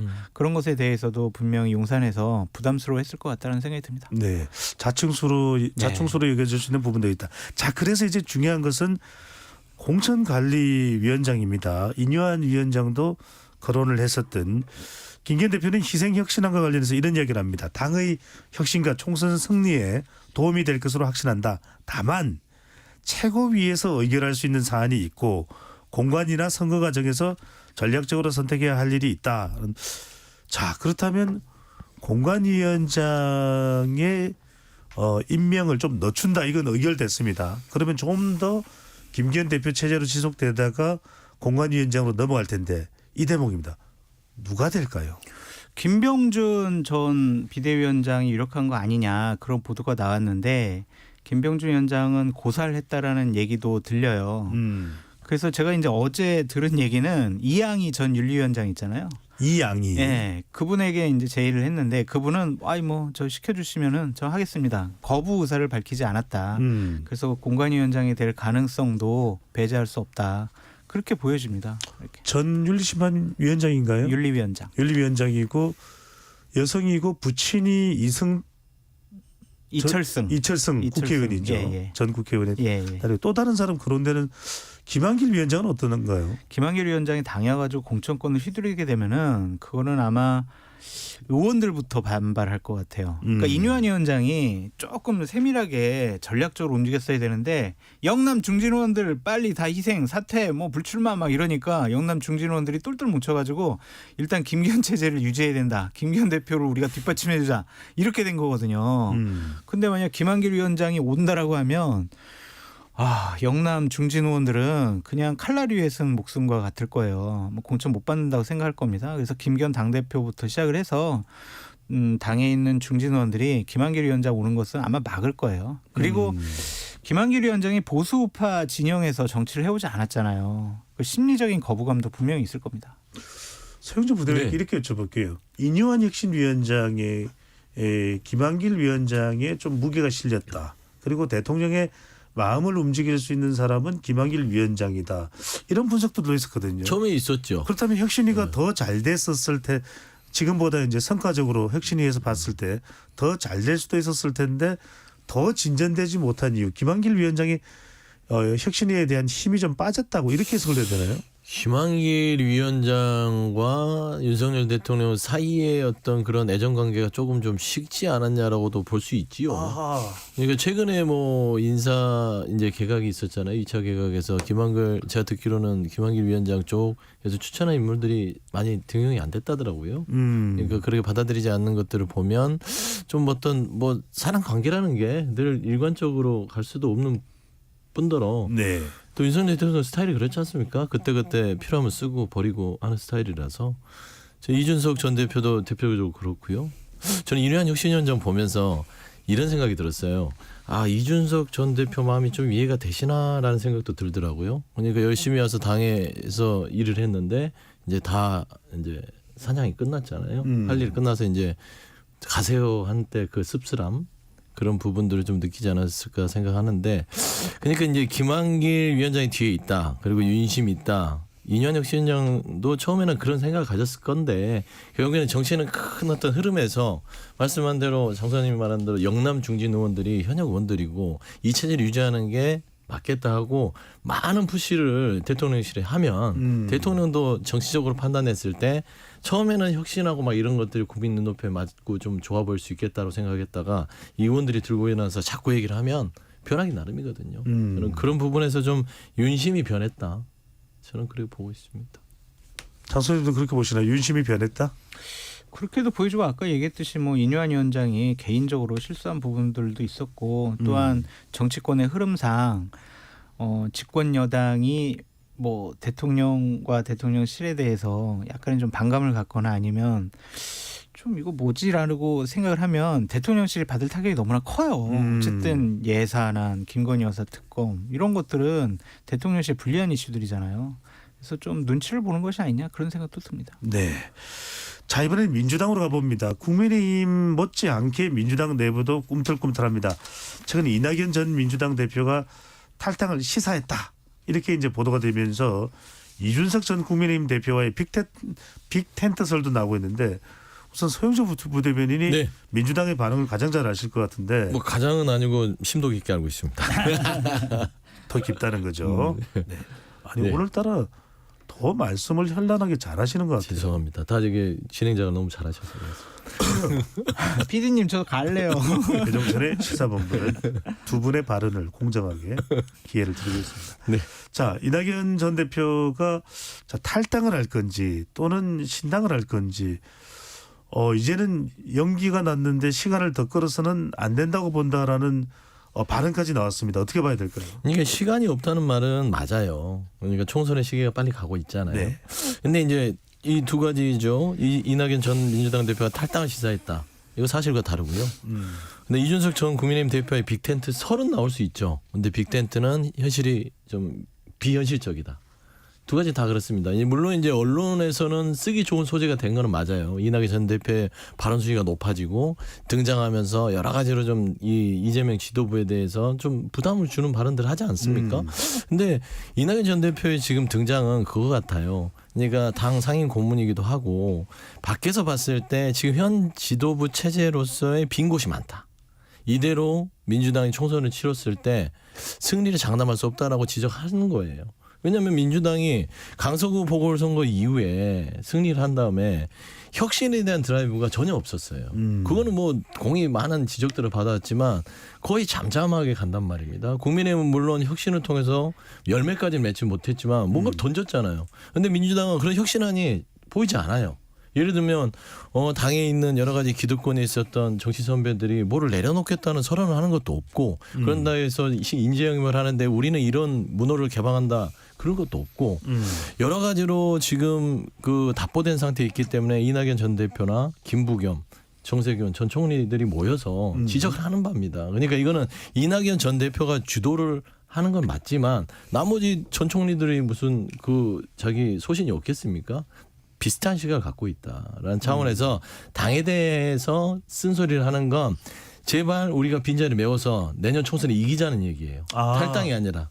그리고 제가 취재한 바로는 이낙연 전 대표께서는 신당 부분은 전혀 머릿속에 있지 않습니다. 아, 그래요? 그렇습니다.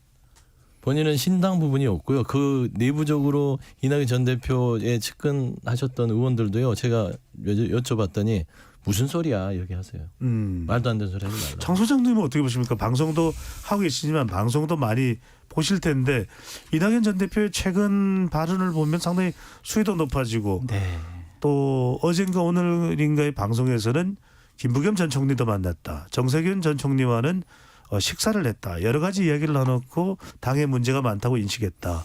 힘을 합해서 뭔가 신당을 꾸리려는 그런 의도로 읽히지 않나요? 어떻게 봐야 될까요? 머릿속에는 신당의 생각이 없어도 가슴에서는 신당의 감정이 꿈틀꿈틀 나오고 있다라고 볼 수밖에 없죠. 아니 오늘 두 분이 뭐 작정을 하셨습니까 표현을? 네. 아마 민주당을 나올 가능성이 높은 것 같아요. 그러니까 지금 이낙연 대표 워딩을 보면은 내가 이렇게 센 발언을 하면 이재명 당대표가 나를 갑자기 만나자고 그래서 아유 선배님 좀 가만히 계세요. 같이 힘을 합쳐가지고 내년 총선 승리해야 될 거 아니에요. 선배님 계열 이낙연계 우리 후보들 다 제 공천 줄게요. 걱정하지 마세요. 같이 원칙과 합시다. 상식. 네. 이렇게 하지는 않을 것 같아요. 또 그것을 생각을 해서 저런 발언을 하지 않을 것 같고 일단은 민주당이라는 울타리를 벗어나서 새로운 사람들과 상식적이고 합리적인 그리고 대한민국 정치 개혁을 위해서 새로운 세력을 한번 좀 꾸려보고 싶다라는 생각은 좀 강한 것 같다라는 흔적들이 많이 보여지고요. 성공 여부를 물어보신다면 힘들죠. 우리나라는 영남, 호남 이 지역주의에 기반하지 않은 정당 그리고 그 지역에 기반하지 않은 후보들이 당선되기는 쉽지가 않거든요. 탈당이라는 것은 상당히 괴로운 선택이 될 겁니다. 호남은 어떨까요? 호남이 지금 움직이진 않죠. 그러니까 예를 들면 이재명 당대표 이거 뭐 하는 거야 막 이래도 윤석열 대통령에 대한 반감과 분노가 더 크기 때문에 일단은 내년 총선 우리 이기고 보자. 일단은 이런 생각이신 것 같아요. 그래서 일단은 호남이 움직이는 신당의 출연은 힘들어 보이고 이낙연 당대표가 탈당을 하더라도 따라 나올 의원들은 극히 좀 제한적이지 않을까. 그래서 우리가 막 예상하는 것은 이준석 전 대표랑 네. 같은 울타리에서 정치를 할 수 있지 않을까? 그렇게 추측도 해보는 거죠. 그건 잠시 뒤에 여쭤보겠습니다. 자세하게. 자, 그래도 네. 민주당으로서는 이낙연 전 대표가 방송에 나와서 이재명 대표를 직격하고 정조준하고 이러면 상당히 부담스럽습니다. 그래서 이재명 대표는 만나자. 근데 조금 이게 연기되는 상황이다라는 설명도 보도에서 나오고 있고요. 또 이전 대표에게 이낙연 전 대표에게 각을 세우는 이 온라인 출당 청원이 있었죠. 이 부분도 이재명 대표가 내려라. 이렇게 해서 좀 수습되는 것 아니냐, 수습될 수 있는 것 아니냐 이런 이야기 나오는데 이재명 대표가 더 적극적으로 만나고 수습 단계로 들어갈까요? 아니 이미 시작을 했죠. 이제 시작이에요. 예를 들면은 그 청원을 내려라고 당대표가 지시한 것들은 그리고 메시지도 통합을 하자. 그 길만이 민주당이 이기는 길이다라고 얘기를 하는 것들이에요.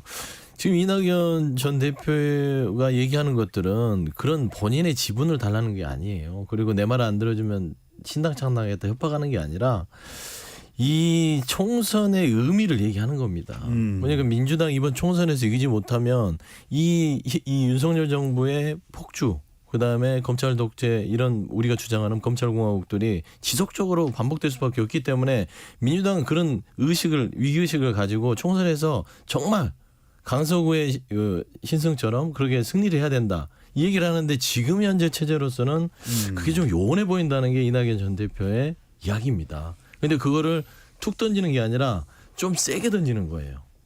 이 혁신이라든지 그런 부분이 바뀌지 않으면 내가 이런 것도 불사할 수 있을 만큼 우리 민주당의 지금 민주당은 닿게 가는지를 좀 살펴봐요. 네. 그러니까 좀 혁신이라는 부분을 단박에 좀 결정해달라는 겁니다. 그러니까 청원 내리는 거는 아주 작은 부분이에요. 그다음에 만나자고 했을 때 뜸을 들이시는 것은 그러니까요. 만나서 이야기를 할 수 있을 텐데 이 명락해동을 완곡하게 이낙연 전 대표가 거절을 했어요. 이낙연 전 대표의 스타일이에요. 그러니까 예를 들면은 이재명 대표가 이런 일련의 과정이 있고 뭐 발언을 한 지 지금 일주일도 안 됐는데 갑자기 만나자고 했을 때 만나면 모양이 빠지잖아요. 가벼워 보이잖아요. 이러려고 내가 이런 발언하는 게 아니야. 이거예요. 내가 말하는 거는 더 큰 무거운 의미가 있으니 뭔가 지도부에서 행동을 보여주셔. 그러니까 청원 정도 내리는 거 말고 뭔가 민주당답게 가는 것들 최근에 보면 선거제 같은 거 있지 않습니까?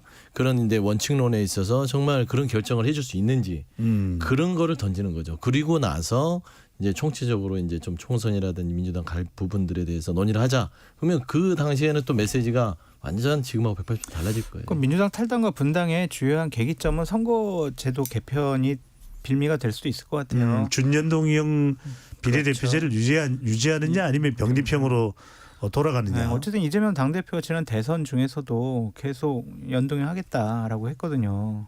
근데 그거는 계속 대국민 약속을 파기하는 신뢰의 문제까지 될 수 있거든요. 의석수 몇 석 더 얻겠다고 국민의 신뢰를 저버리는 행동은 양식 있는 정말 상식적인 민주당 인사들은 받아들이기가 힘들 거예요. 그래서 본인 배지가 위태롭더라도 정치개혁 차원에서 그러한 큰 개혁의 물줄기에는 참여할 가능성이 있죠. 그래서 선거제도 개편에 관련해서는 이재명 당대표가 상당히 좀 신중하게 접근하는 것이 좋다. 계산기 두드려가지고 우리가 이거 병리평으로 안 가면 한 15석에서 25석 잃어버리는데 이거 안 돼. 지난번 2020년도에 160석 얻었잖아요. 그럼 뭐 이렇게 욕심이 많아요. 그래요. 160석을 그걸 비례로 얻은 게 아니라 지역구에서 얻었습니다. 그러니까 이제 국민한테 신뢰를 주면 지역구에서 충분히 과반이 돼요. 그러니까 그 말씀한 대로 이재명 대표께서 아주 신중하게 생각하고 있습니다. 네. 그런데 이제 그 선거제만 문제라면 그것만 어떻게 해결된다면 또 이낙연 전 대표가 민주당 속으로 되돌아갈 수도 있을 텐데 이준석 전 대표와의 손을 잡는 이 신당설이 또 거론되고 있습니다. 실제로 어느 정도 가능성이 있는지 모르겠는데 일단 이준석 전 대표는 이낙연 전 대표를 향해서 두 사람 다 대표네요. 보수 쪽에서 보기에도 온건한 민주당 쪽 인사다 이렇게 얘기했는데 장 소장님이 보시기에는 두 사람의 결합 어느 정도나 가능성이 있을까요? 과거의 행적이 달랐다고 그래서 미래의 행보를 같이 하는데 걸림돌이 되지는 않지 않겠느냐라는 좀 생각을 갖고 있습니다. 약팽소선이라는 한자 성어가 있죠. 생선을 구울 땐 정말 조심스럽게 뒤집어서 구워야 된다라는 거거든요. 네. 이 두 분들은 지금까지 한 번도 정치적인 접점이 없어요. 그런데 이제 반윤, 반 이재명 이거 갖고 정치개혁을 하자라는 큰 명분 아래 다른 행적을 겪어왔던 사람들이 함께 정치적인 행보를 같이 하겠다. 이것은 정말 대단한 결심이거든요. 그래서 처음 단계에서 저 사람에 대한 호감도가 있더라도 바로 결혼은 못할 거 아니에요.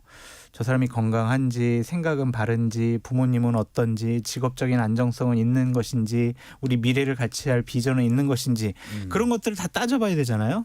직접적인 만남은 당분간은 없을 것 같고 중간 단계에서 두 분들을 같이 한번 붙여보려는 접착제 역할을 하려는 분들이 몇 분 계시는 것 같습니다. 그래서 이준석 대표를 한번 만나보고 싶어요라는 입장인 것 같고 이낙연 전 대표는 지금 뭐 그런 걸 내가 생각할 때는 아닌 것 같아. 나중에 뭐 만날 수 있으면 만나. 이런 입장인 것으로 보여지는데 안 만날 이유는 없다. 그리고 저보고 어떻게 될 것 같아요? 라고 물어보신다면 결국에는 함께하지 않을까 그렇게 전망해 봅니다. 함께할 가능성이 있다. 네. 그런데 왜 웃어요? 또 장성철 소장 말씀대로 상당히 또 그럴싸해 보이지만 이른바 세대도 다르고 또 중도의 어떤 이미지도 구현할 수 있을지도 모르고 신구 조합인데다가 또 두 사람 모두 국민의힘과 또 더불어민주당의 대표를 역임했기 때문에 상당히 새로운 정치 지형이 만들어질 것이다 이런 것도 있는데 이낙연 전 대표의 반응은 좀 다릅니다. 자, 선을 긋는 이낙연 전 대표의 발언도 있었는데 이 서로 완전히 다른 두 대표를 역임했던 인물이 결합이 가능할까요? 서영준 부대변인은 어떻게 보세요? 저는 결론부터 말씀드리면 전혀 불가능한 소설에서도 잘 조합이 안 되는 조합이에요. 이낙연 전 대표가 이준석 전 대표를 만날 접점이 없어요. 우리가 분석했을 때는 뭐 비슷한 점이 많아 보이지만 이낙연 전 대표는 이준석 전 대표와 할 얘기가 별로 없어요. 지금 이낙연 전 대표가 하는 것은 민주당을 향해서 하는 얘기입니다. 이낙연 전 대표 말씀드리면 5선을 민주당에서 했고요. 3선을 도지사를 지냈고요. 그다음에 저기 당대표도 했잖아요. 그다음에 국무총리도 했습니다. 뿌리 깊은 민주당 사람이죠. 동교동계잖아요. 꽤 오래되셨죠. 그러니까 민주당과 본인이 자기의 삶을 다 해왔어요.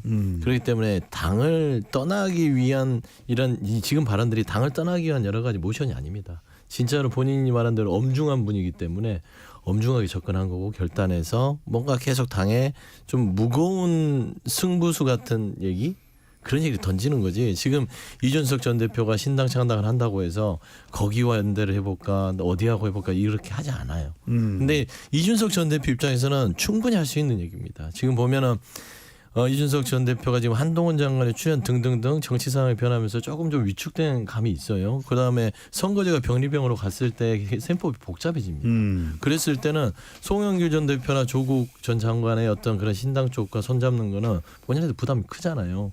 그러니까 이낙연 전 대표라면 호남 쪽에 좀 안정적이고 나름대로 진보와 보수의 스태트램이 중도 정도 있는 분을 안는다면 본인이 TK 대구에 지금 진지를 구축했잖아요. 그럼 호남 쪽에 이낙연 전 대표와 힘을 합친다면 용호남 아우로는 그런 진지를 구축할 수 있어요. 그랬을 때 병리병으로 가더라도 본인이 삼지대에서 큰 좀 영역을 구축해 놓으면 1, 2, 3에서 3의 지대에서 본인이 이번 총선에서 역할할 수 있겠다. 저는 그런 포석에서 이낙연 전 대표를 끌어다 놓은 거다. 저는 그렇게 봅니다. 우리가 우주를 관찰할 때 그냥 맨눈으로 바라보는 것과 그냥 지구에서 망원경으로 보는 것과 허블 망원경으로 보는 것과 지금 신형 제임스 웹 망원경으로 보는 것은 우리가 우주의 크기를 생각할 수도 없는 우주의 크기를 살펴볼 수가 있거든요. 존재는 하고 있지만 우리가 보지 못하는 것들이 분명히 있습니다. 내년 총선에서는요. 영남과 호남이라는 지역주의 정당 때문에 그동안 한국 정치가 망가졌다. 이 거대 양당 체제를 좀 바꿔야 되지 않겠느냐. 우리가 지금 느끼고 있지만 보이지는 않고 있는 국민적인 민심을 이준석과 이낙연, 유승민 이런 분들이 제3세력을 좀 만든다면 그분들의 뜻과 의지를 정치권에 좀 반영할 수 있는 일이 벌어질 수도 있지 않을까라는 좀 생각이 들고요. 정치는 상상력이거든요. 네. 수학 방정식이 아니에요. 그래서 그러한 것들이 진행이 될 수도 있다. 실패할 수도 있고 성공할 수도 있고. 하지만은 그 가능성 자체를 차단하는 것은 국민의 민심을 제대로 읽지 못하는 것이 아니냐라는 생각이 듭니다. 그러니까 가능성은 있어요. 당연히 있겠죠. 정치라는 게 어떻게 100% 안 된다 그러겠어요. 근데 이제 이낙연 전 대표가 30%의 국민들이 중도층에서 우리 민주당을 지지하지 않는다 이런 얘기를 하셨던 게 의미가 있는데 또 장소님 말씀대로 그렇게 보면 30%의 의미를 삼지대에서 발현시키겠다라는 말로도 분석이 되지만 민주당이 그 30%를 안을 수 있는 혁신으로 좀 나가는 그런 거를 좀 주장하는 바도 자극이 될 수도 있을 것이다. 자극이 될 수도 있다. 정치적인 두 가지 메시지인 것 같아요. 정치적인 상상력과 새로운 비전이 국민의 민심을 받아들일 수 있다면 내년 네. 총선에서 분명히 제3지대는 의미 있는 의석수를 확보할 수 있지 않을까라고 기대해 봅니다. 네. 파이팅 하십시오. 저는 안 하니까. 정 선생님 밤하늘을 많이 보시나 보죠? 아 요즘에 외로워가지고 밤하늘 많이 봐요. 자 이준석 이 신당이 만들어질지 또 흥행할지 이 부분도 상당히 주목을 하고 있습니다. 가시화되고 있다고 볼 수 있는 것이 총선 출마자 명단을 모집했는데 이준석 대표가 이런 얘기를 해요. 그 명단에서 천하람 위원장만큼 잘하겠다 싶은 사람이 3명에서 한 4명 정도 된다. 물론 이제 천하람 위원장의 참여 여부는 아직까지 알 수는 없습니다.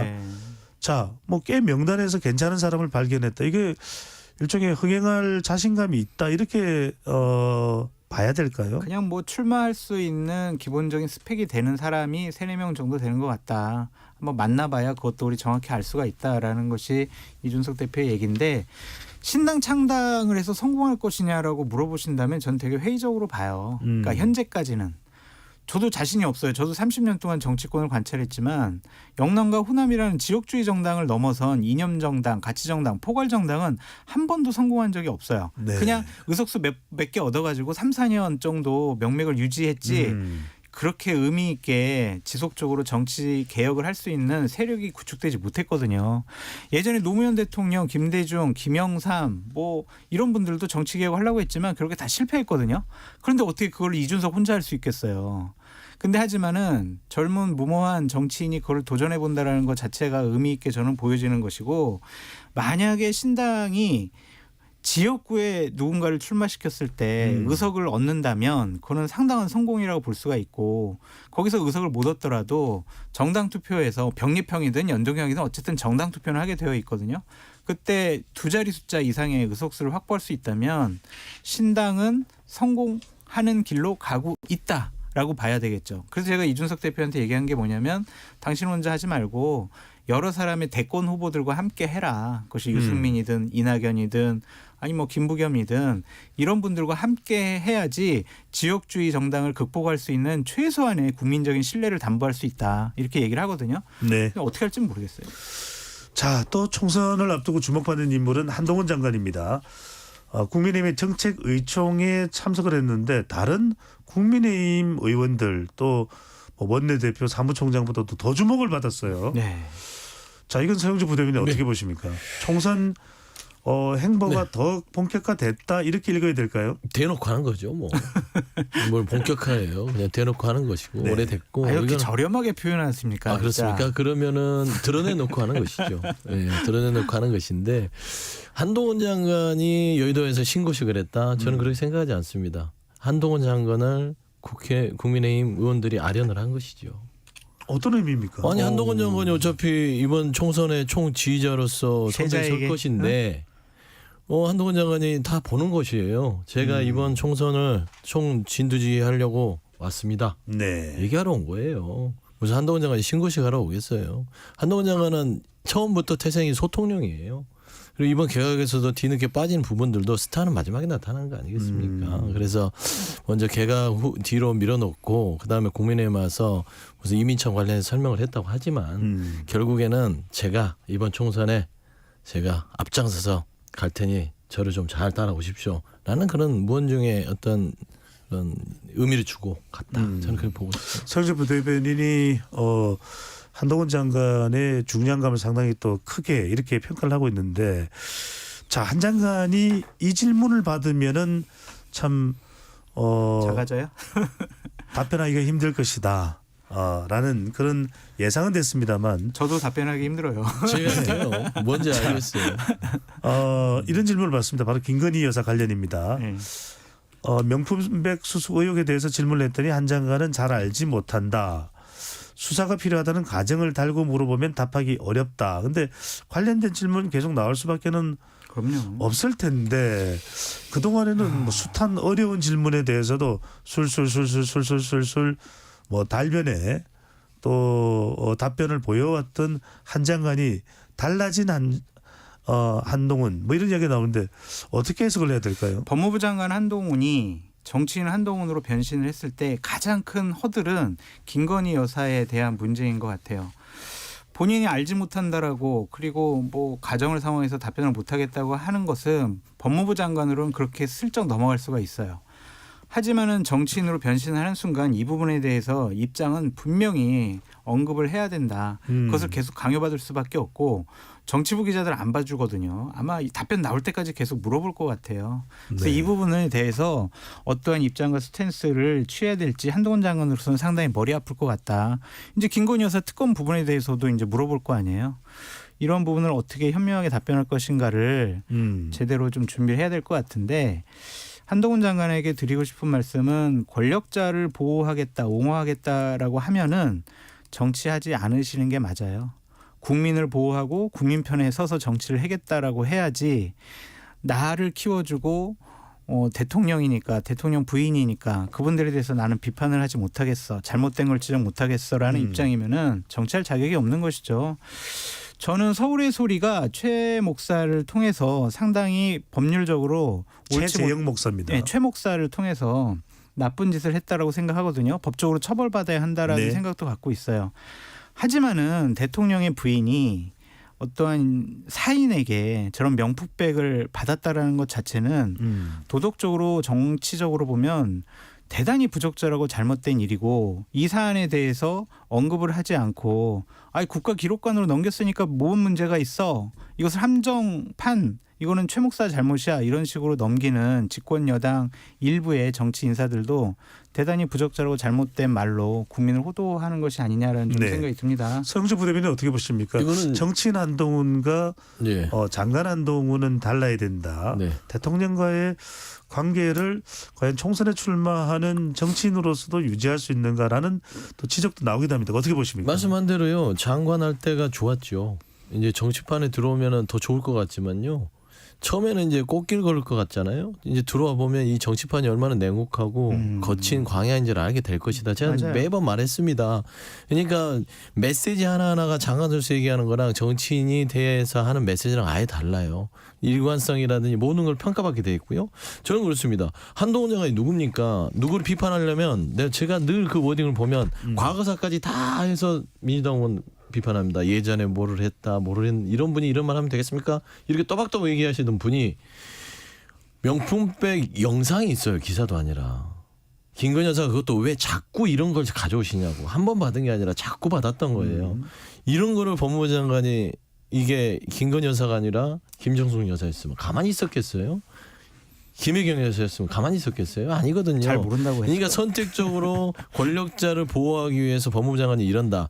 결국에는 본인이 얘기하는 굉장히 정의롭고 공정하고 원칙을 한다는 그 말이 결국은 이 한마디로 녹아버리는 겁니다. 그러니까 이 스스로도 본인도 권력 앞엔 비겁해질 수밖에 없다. 그러니까 솔직히 말하면 국민들이 한동훈 장관을 오해하고 있다. 이런 것들이 드러나고 있다고 봅니다. 아무리 권력과 권력자들이 뭘 감추려고 해도 국민들 다 알고 계세요. 그럼요. 국민을 우습게 보면 안 돼요. 국민은 바보가 아니에요. 네. 자, 시간이 많지 않아서 이제 두 분께 마지막 질문 각각 짧게 답변을 한번 들어보겠습니다. 윤석열 대통령 어제 부산을 방문했습니다. 엑스포 유치 실패 민심을 다독이는 또 행보다 이런 평가가 나오는데 재벌 총수들이 동행을 해서 또 이 부분이 지적이 되고 있습니다. 국가적 차원에서 여전히 국가는 또 민간 기업도 부산을 많이 염두에 두고 싶다 이런 메시지 전달로만 이해를 해야 될지 아니면 양복을 입고 그냥 이 이쑤시개로 떡볶이를 집어든 이 재벌 총수들의 모습이 좀 어색했다 이런 평가도 나옵니다. 보수 언론 쪽에서도 그런 비판의 기사를 많이 내더라고요. 네. 그래서 대통령실의 입장은 재벌들도 좀 서민들의 삶을 알고 체험해보는 것이 좋을 것 같아서 그래서 같이 가자고 했다. 재벌 총수들도 흔쾌하게 동의했다 이런 입장인데 네. 별로 좋지 않은 것 같아요. 그러니까 부산 엑스포 유치 같은 국가적인 사업에 재벌 총수들이 함께하는 것은 저는 바람직하고 옳은 일이다라고 생각을 합니다. 하지만 유치 실패와 부산 민심을 다독거리고 지지를 회복하기 위해서 재벌 총수들을 재래시장까지 데리고 가서 그런 모습을 보이는 것은 책임을 방기하는 것이 아니냐 그런 좀 생각이 들어서 적절하지 않은 것 같습니다. 네, 저는 무섭더라고요. 왜요? 이게 무슨 요즘에 서울의범도 하는데 거의 이거 강제적으로 재벌 총수들 흔쾌하게 흔쾌하게 사진 보세요. 혼자 대통령만 떡볶이 먹방하고요. 장 소장님은 흔쾌하게 동의를 또 기사까지 났잖아요. 하나하나 인터뷰하면 재벌 총수들 속으로 엄청 욕하고 있을 겁니다. 그래서 엑스포를 유치를 실패했으면 그 떡볶이 먹방으로 지금 대체하려고 합니까? 네. 그런 식으로 하면 안 돼요. 맨날 먹방만 해서 국민들한테 그러게 지금 너무 우스운 장면이에요. 튀김을 이렇게 재벌 총수들에게 나눠주는 모습도 있었습니다. 그러니까 그런 게 이미지잖아요. 부산 엑스포가 왜 실패했습니까? 대먹지도 않은 이미지를 갖고 와서 정말 웃음거리가 된 거 아닙니까? 네.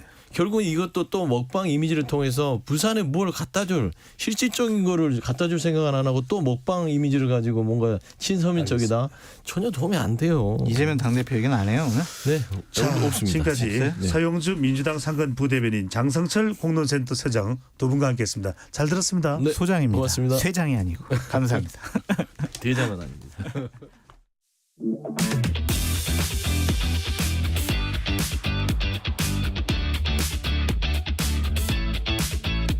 배종찬의 시사본부는 여러분과 함께합니다. 짧은 문자 50원, 긴 문자 100원이 드는 샵 9730. 라디오 어플 콩과 유튜브는 무료로 참여하실 수 있습니다.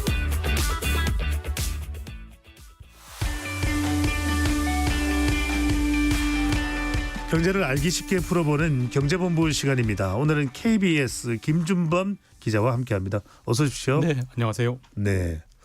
목이 걸걸할 때는 이 목도리를 두르는 게 상당히 도움이 되죠. 예, 제가 목이 좀 약해가지고 이런 시절에는 항상 좀 목을 좀 보호하려고 똘똘 말고 다닙니다. 항상. 네, 목 감기 많이 앓으시는 분들, 뭐 전문 의사는 아니지만 여러분들 목도리 하면 상당히 또 효과가 있을 것 같습니다. 저도 확실히 그런 것 같더라고요. 경험해 보니까. 네, 배종찬의 시사본부는 여러분들의 목도리가 되겠습니다. 네. 저도 도움이 되도록 하겠습니다.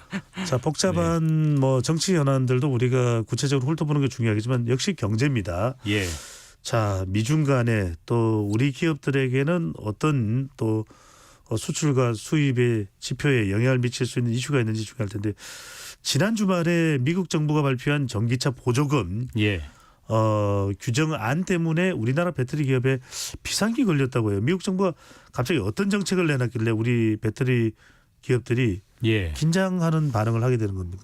저는 사실 오늘 이 방송할 때도 되게 긴장을 했는데 이게 제가 최대한 쉽게 설명하려고 노력은 하겠지만 이거 원래 워낙 복잡한 사안이라 조금 얼마나 전달이 될지 약간 걱정되긴 하는데요. 편하게 해주십시오. 네. 일단 이게 지난 주말에 마침표가 찍어지긴 했지만 시작은 작년으로 거슬러 올라가는 사안입니다. 인플레이션 감축법, 뭐 IRA, 미국인 그 법 많이 나왔는데 그게 약간 이름에 사기성이 있는 법입니다. 인플레이션 감축법은 이름만 보면은 인플레이션 물가를 떨어뜨리는 법 같지 않습니까? 근데 실질은 이름은 인플레이션 감축법이지만 실질은 중국 기업 때리고 미국 기업 챙겨주기 법이에요. 당연히 이제 미국이 가장 신경 쓰는 미래 산업 중에 하나가 뭐 AI도 있고 그다음 반도체도 있지만 그 중에 하나는 당연히 전기차입니다. 전기차에서 우리가 알다시피 우리 전기차의 가장 중요한 것은 배터리고요. 배터리를 세계 시장에 양분하고 있는 게 우리나라와 중국이 사실상 배터리를 양분하고 있고 우리나라로서는 굉장히 효자 수출 산업인데 주력 산업이죠. 중국의 시장 비중이 더 크고 점점 더 커지고 있습니다. 자, 그런 상황에서 당연히 중국 기업을 때리려면 중국 기업이 가장 돈을 많이 버는 전기차 배터리도 미국이 때려야 되는 거예요. 그 때리는 최종 최종 규정이 지난 주말에 이제 나왔는데 이게 사실 법을 만들다 보면 어떻게 법을 중국만 나빠요라고 만들겠어요. 그건 불가능하고 어떤 여러 가지 요건들을 만들다 보니까 우리나라의 배터리 기업들도 SK, LG, 삼성 배터리 3사 있지 않습니까? 네. 여기도 지금 끼어 들어가게 돼서 미중 고래 싸움에 우리나라 배터리 기업도 이제 등이 터지게 된 이제 그런 상황이 앞으로 전개가 될 것 같습니다. 어떤 내용이길래 어느 정도의 타격이 있을 거라고 보는지 그 구체적인 내용도 궁금합니다. 예. 사실 이제 배터리가 들어간 전기차를 우리나라도 마찬가지지만 제 돈 내고 다 사는 사람은 없습니다. 당연히 다 정부의 보조금을 받는 거고요.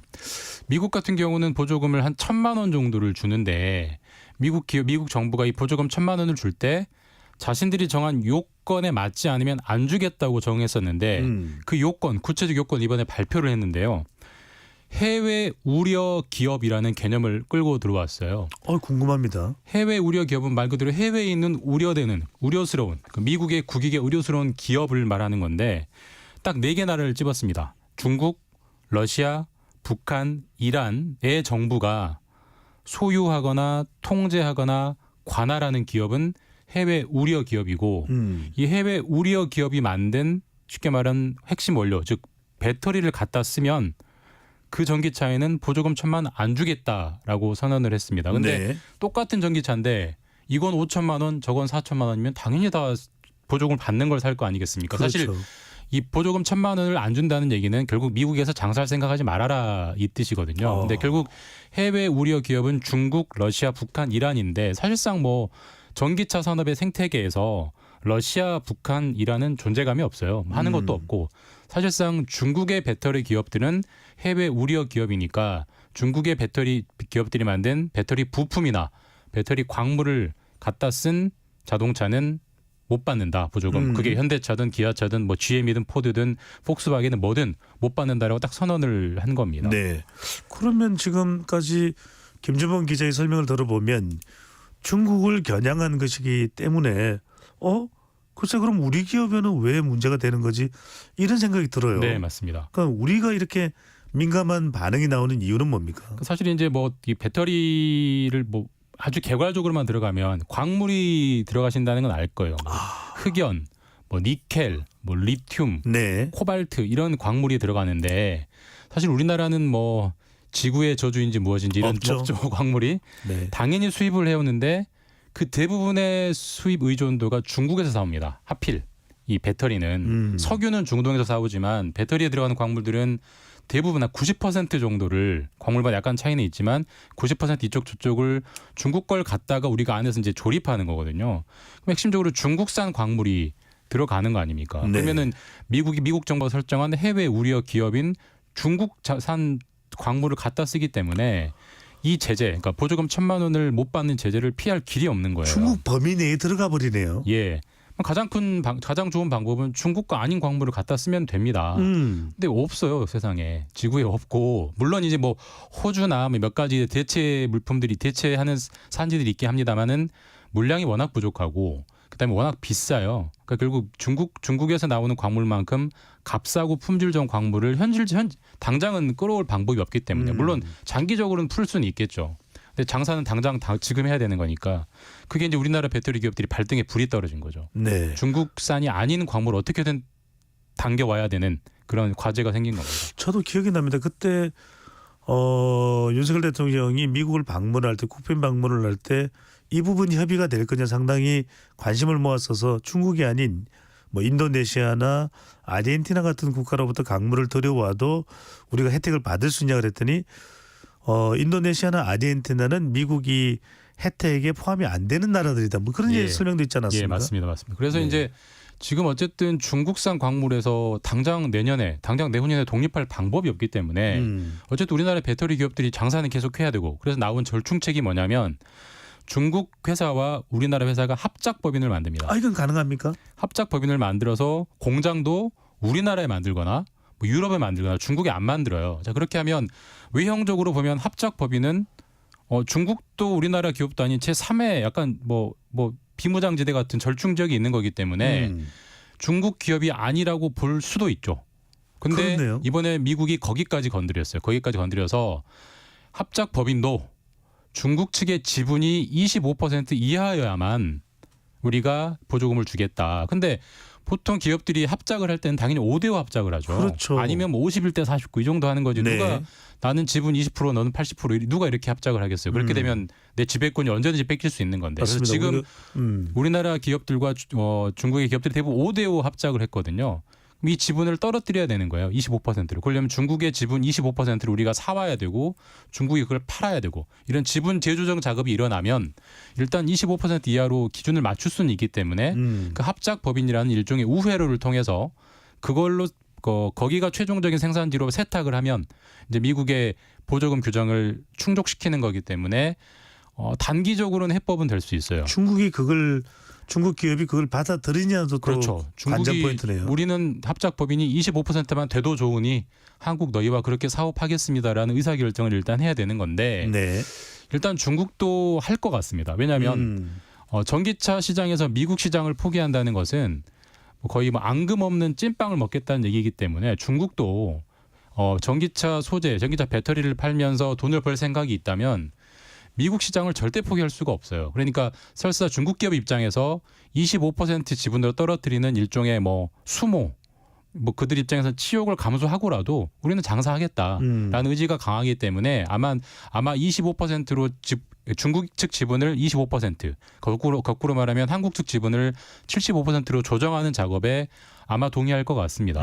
동의하게 되면 당장 급한 불은 이제 끄게 되는 건데, 근데 문제는 이 25%라는 게 영원한 기준이 아니거든요. 그래서 제가 궁금한 겁니다. 사실 왜 25%인지 마땅히 설명도 없어요. 미국이 그러니까 그렇게 되는 거거든요. 우리가 이렇게 한다는 걸 알면은 그러면은 중국이 조금이라도 포함되면 안 돼. 뭐 이렇게 나올 수도 있는 거 아니겠습니까? 그럴 수 있죠. 실제로 이제 그런 실제적인 사례가 하나 있는 게 미국의 포드, 미국의 자동차에서 포드와 사실 지금 전 세계 배터리 1위는 CATL이라는 중국 기업입니다. 포드와 CATL이 미국 중국 합작 회사를 만들었고요. 여기는 중국의 지분이 0이에요. 0.